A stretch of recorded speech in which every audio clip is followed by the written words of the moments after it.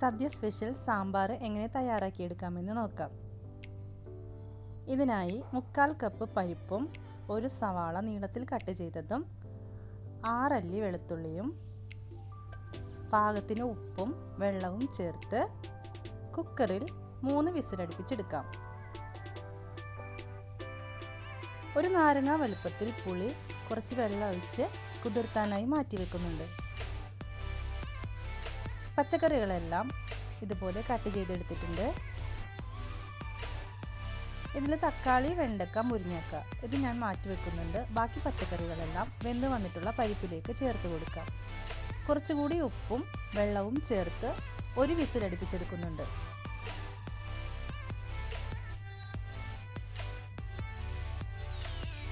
വേറൊരു പാത്രത്തിലേക്ക് കുറച്ച് വെളിച്ചെണ്ണ ഒഴിച്ചു കൊടുക്കുന്നുണ്ട്. ഇതിലേക്ക് വെണ്ടക്ക, തക്കാളി, മുരിങ്ങക്ക ഇത് 3ഉം ഇട്ട് കൊടുത്ത് വഴറ്റിയെടുക്കുന്നുണ്ട്. ഇതിലേക്ക് 3 പച്ചമുളക് നീളത്തിൽ കട്ട് ചെയ്തിട്ട് ആഡ് ചെയ്ത് കൊടുക്കുന്നുണ്ട്.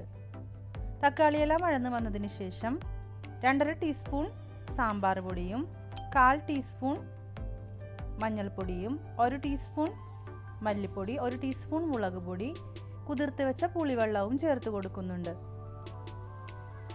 ഇത് നന്നായി മിക്സ് ചെയ്തെടുക്കാം. ഇതിലേക്ക് വേവിച്ച് വെച്ച പച്ചക്കറികളും പരിപ്പും ചേർത്ത് കൊടുക്കാം. ഇത് നന്നായി മിക്സ് ചെയ്തെടുക്കാം. കുറച്ചുകൂടി വെള്ളം ഞാനിവിടെ ആഡ് ചെയ്ത് കൊടുക്കുന്നുണ്ട്.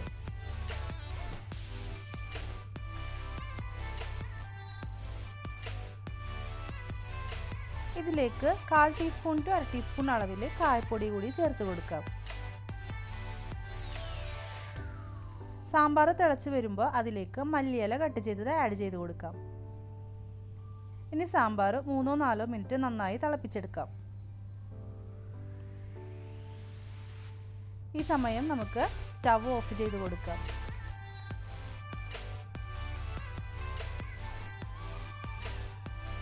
വേറൊരു പാനിലേക്ക് കുറച്ച് വെളിച്ചെണ്ണയും കടുകും ഉലുവയും വറ്റൽമുളകും ചേർത്ത് കൊടുക്കാം.